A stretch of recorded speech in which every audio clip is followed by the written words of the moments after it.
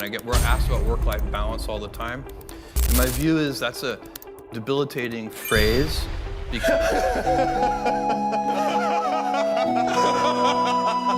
we can make Amazon.com every bit as fun and engaging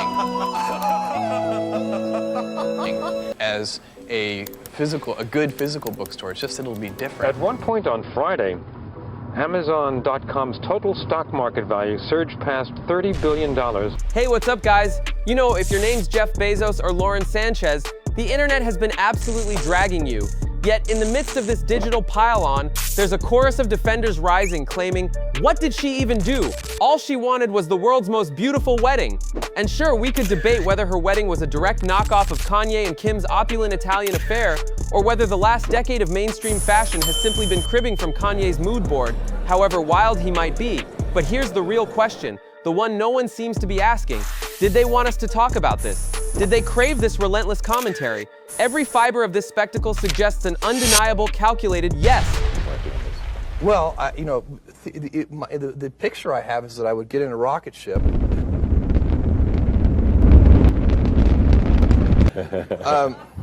go up into space and go check out a few things. Now, what? Bro, what are you talking about, man? How do we know they orchestrated this entire media frenzy? Look no further than the venue itself. They could have chosen anywhere on this planet. They own nearly half an island in Hawaii, possess secret underground bunkers, and control airspace with no-fly zones over their vast real estate. If absolute privacy were their goal, they could easily establish a phone-jamming, picture-blocking fortress. Yet they didn't. Instead, their wedding venue abruptly shifted to Venice. Why Venice? Because it's one of the few global locations devoid of underground tunnels, forcing movement by ferries and boats. This meant every single celebrity guest they invited, and frankly, I refuse to believe many are truly deep friends, had to board those boats in the public canals, every gesture, every expression, every single move relentlessly photographed. They didn't just allow this publicity, they demanded it. They engineered this constant, undeniable visibility. There are reports of more than 90 private jets landing at the Venetian airport, in addition to all of these yachts.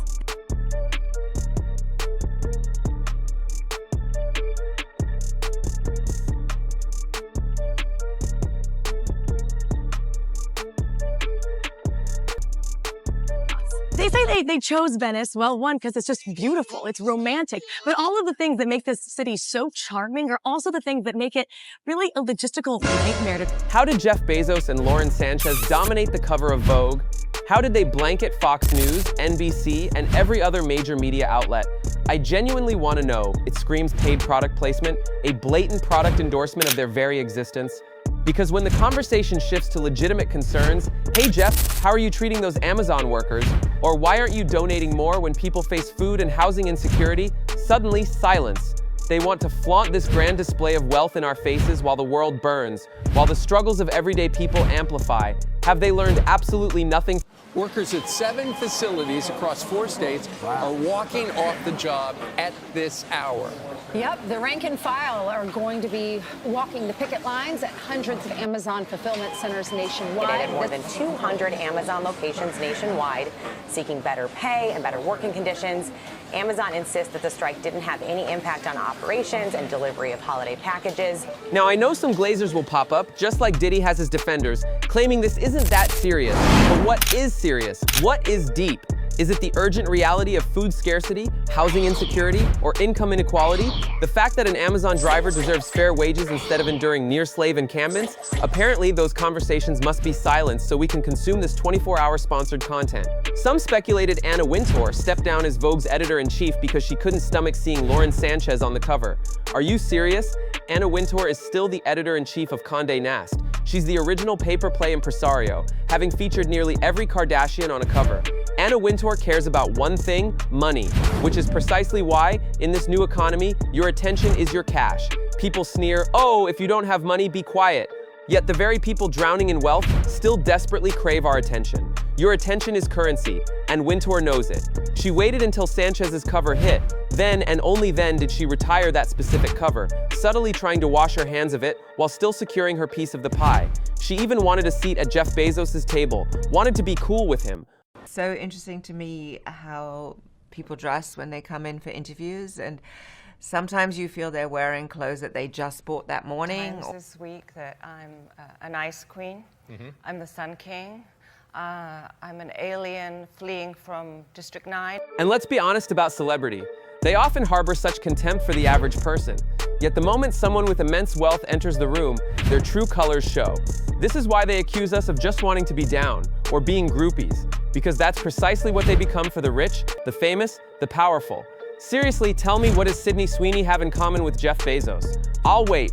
What possible common ground could Sydney Sweeney and Jeff Bezos share that warrants her invitation to Lauren Sanchez's wedding, unless it was for one purpose only, to amplify the media spectacle? Is it hard to act while I'm not wearing clothes? No. You don't find you get, like, nervous? No. I think that I have gained so much confidence and self-awareness through Cassie. It's not as spicy as you think. Oh my god. What's truly wild about the entire Lauren Sanchez and Jeff Bezos wedding rollout isn't just that bold Vogue cover though. Let's be real, they did them dirty. You can practically feel the lack of genuine enthusiasm when people are doing something purely for a check. And her dress? Not the worst. But how do you have access to the world's finest tailors capable of crafting gowns from literal tears and choose Dolce & Gabbana? Even their haute couture often looks like it came from a TJ Maxx clearance rack. Kourtney Kardashian's sponsored wedding made sense for Dolce, but this? No, there's a far greater point here. This isn't about a Vogue cover that did them dirty or some Kim Kardashian cosplay. It's about what this entire circus reveals about the very state of our culture.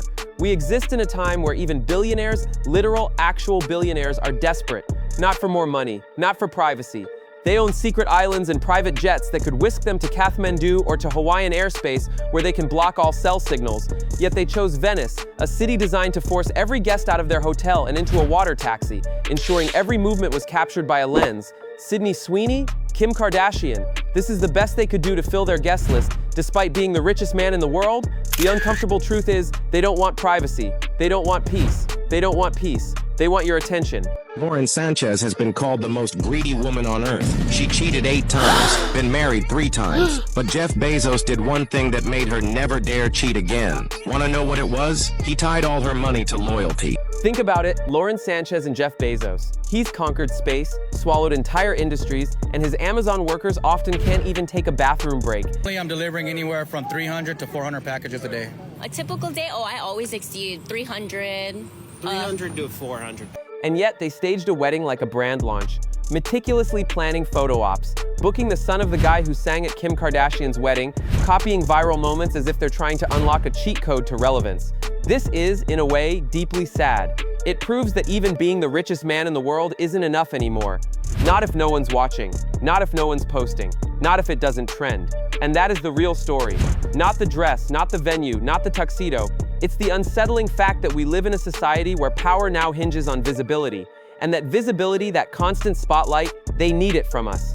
It flips the entire dynamic. For all the endless chatter about how the internet is ruining culture or cancel culture run amok, about how we're addicted to our phones, what they never want to admit is this: they need our attention to survive spiritually, physically, and financially. Knocked on his window and they're like, "Do you need help?" And they provided him with shelter that night. And then he was able to get back on his feet, all of these things. And now has a home that he's living in. And that's what it is. It's bringing dignity back to these folks. So you guys... Never let anyone tell you cancel culture doesn't work. Never let them shame you for being on your phone. They understand the profound power of our attention, which is precisely why they're willing to pay $45 million or more to buy it. They purchase our attention through placed ads, through compliant media, through celebrity friends. And that's what these so-called celebs are doing, kneeling to millionaires, hoping to scoop up a few pennies because they're brokering the attention we give them and trading it to the billionaires. Ask yourself, why would he go to such extreme lengths for attention? Because they all want it. The same media companies that incessantly complain about clickbait are now turning weddings into elaborate content campaigns.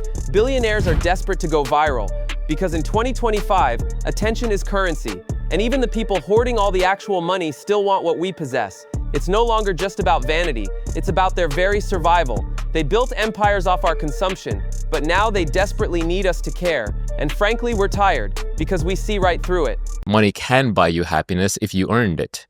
because then along the way, you have both pride and confidence in yourself, and you have a sense of accomplishment, and you set out to do something and you were right. This is what's truly broken in the system. They constantly demand that we care about whatever manufactured spectacle they put in front of us, but we have no time. Every moment we want to dedicate to war, to inequality, to the economy. They offer us this, a distraction, a colossal gilded distraction. There are bigger things happening. Jeff Bezos and Lauren Sanchez's wedding, however lavish, is utterly insignificant in the grand scheme of things. Yet they demand we care about them, their brands, their meticulously curated images, their carefully orchestrated weddings. This isn't eat the rich as some facile slogan. It's about stopping these people from feeding on our collective energy. This constant, insatiable reach for our attention isn't harmless, it's not accidental. It is a calculated distraction strategy, flawlessly dressed in haute couture.